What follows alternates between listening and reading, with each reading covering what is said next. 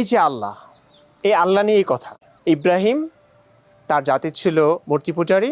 তার কাছে এই মূর্তি পূজকদের লজিকগুলোকে লজিকই মনে হতো না।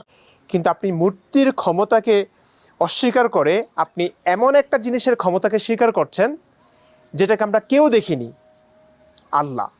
চিন্তা করেন কত নাম্বার নাস্তিক হলে হের মতো কথা বলতে পারে।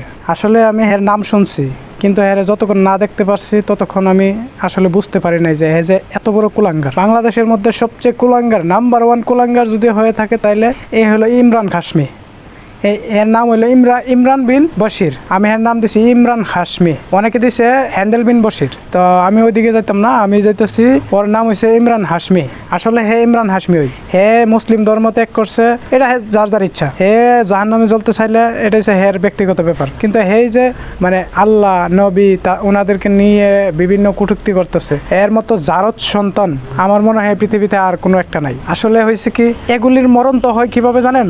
বাথরুমে পয়রা, বাথরুমে সেজদা দিয়া তারপর মরণ হয়। মসজিদে গিয়া সেজদা দেওয়ার ক্ষমতা আর পরে থাকে না, তখন বাথরুমে পয়রা সেজদা দেয়, তারপর ওই জায়গায় মরণ হয়। এগুলি বহুত দেখছি, ওর মতো এমন বগর বগর করা বহুত শুনছি দেখছি। যত নাস্তিক কাফের মালাউন আছে, আল্লাহ নবীর বিরুদ্ধে কথা বলছে, কটূক্তি করছে, তাদের বেশিরভাগই মরণ হয়েছে বাথরুমে, নাইলে ওই বাথরুমের ময়লার টাঙ্কিতে, নাইলে বাথরুমের ময়লার ড্রেনের মধ্যে পড়া তারপর মরণ হয়েছে। কারণ এগুলি তো ওরার মুখগুলি নাপাক করে রাখছে, তা আল্লাহ মরণের সময় নাপাক জিনিস খাওয়াইয়ে তারপর এদেরকে মারে। এখন নিজ ধর্ম ত্যাগ করে তারপর গেছস নাস্তিক হইয়া, এখন শুকরের মাংস দিয়ে স্যান্ডউইচ বানায় খাইতে পারবি প্রতিদিন। এটাই তো চাইছিলি, নেওয়া হয়ে গেছে, এবার খা শুকরের মাংস দিয়ে স্যান্ডউইচ বানায় খা। তোরা তো নাস্তিক, তোরা যে কোনো কিছুই খাইতে পারস, তোদের মুখ হয়েছে নাপাক। হিন্দু, বৌদ্ধ, খ্রিস্টান তারা জন্মের পর থেকেই মা বাবা যেই শিক্ষা দেয়, যে ধর্ম শিক্ষা দেয়, সে ধর্ম নিয়েই বড় হয়। তাদের বিষয়টা একটু আলাদা।